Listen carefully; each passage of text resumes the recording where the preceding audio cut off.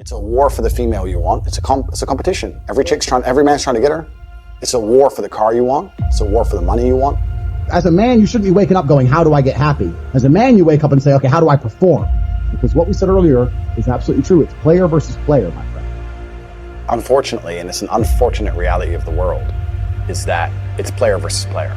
Like if you go to a video game, if you play Call of Duty, right? There's 20 people in there, we're all trying to kill each other. And the world is very, very similar financially. I'm not saying we should have to be out here killing each other, but I'm trying to explain that there's a certain amount of resource and everyone's trying to get it. But the masculine imperative and the masculine perspective is you have to understand that life is war. It's a war for the female you want. It's a competition. Every man's trying to get her. It's a war for the car you want. It's a war for the money you want. It's a war for the status. It's a war. Masculine life is war. If you're a man who doesn't view life as war, you're going to lose. So as a man, you have to wake up and think, okay, everything I want, other men want.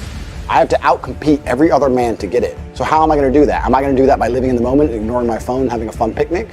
If I'm stressed or I'm frustrated, then I understand it's my time to perform. And I agree that society puts huge pressure on men and it's time for men to perform. As a man, you either perform or you don't. And it is player versus player. The man who goes to the gym every single day, regardless of how he feels, will always beat the man who goes to the gym when he feels like going to the gym. And it's player versus player. And let me tell you something. As much as you want to sit here and disagree with me, it's women who decide who the winner is. Females will choose the man who's in fantastic shape. Females will choose the man who's got his money right. Females will choose the man who can fix any problem. Females will choose the man when they can go to him and say, can you fix this? And he says yes without panicking. That's who women want. I say that life as a man is exceptionally difficult. I say the most beautiful and the most terrifying thing about being a man is you're born without value. Society doesn't care about you. You're only going to be cared about based on how useful you are. You have the chance to build yourself up and become a superhero if you're prepared to do the hard work and be indefatigable enough to never quit.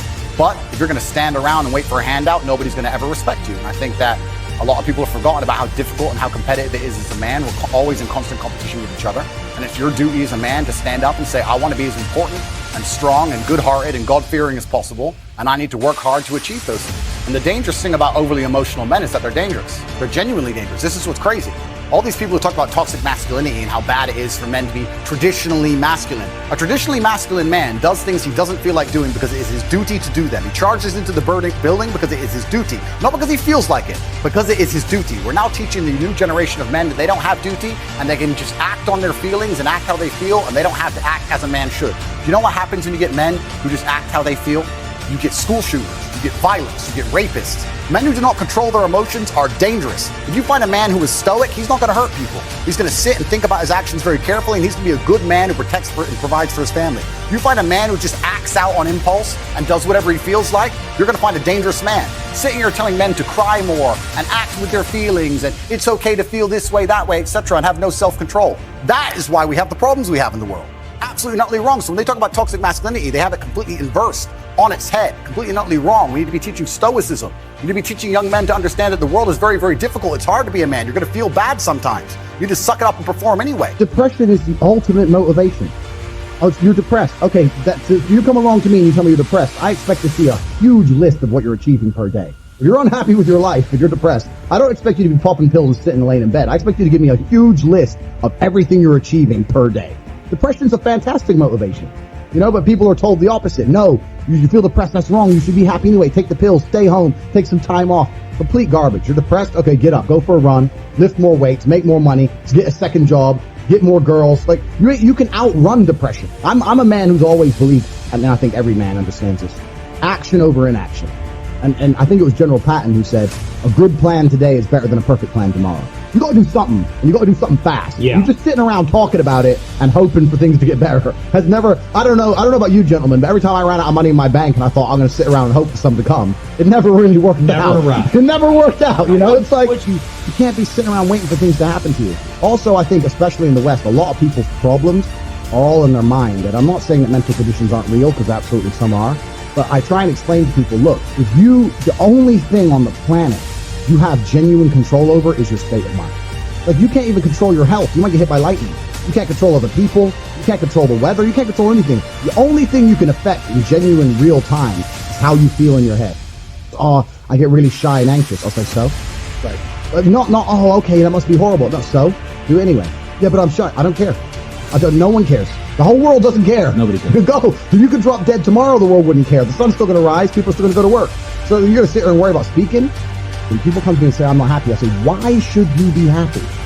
And we're all adults here. This infantile mindset that we're all supposed to be like we were when we were 3 years old, and something shiny, laugh all the time, run around in circles. We're grown-ups and we have responsibilities and we have problems and we have pressure, and you don't necessarily have to be happy to perform, especially if you're a man. Like women have this, I guess to a degree, they're born lucky. Women have this mindset where people expect women to be happy. Women need to be happy. But as a man, you have a burden of performance. As a man, you shouldn't be waking up going, how do I get happy? As a man, you wake up and say, okay, how do I perform? And happiness will come at the end of the performance anyway. But if your number one goal as a man, if your number one mission in life is just to be happy, that's going to be an extremely vaporous existence, and you're not going to be a man of substance. The men of substance out there are not necessarily happy people. Mike Tyson wasn't happy when he was smashing people's faces in.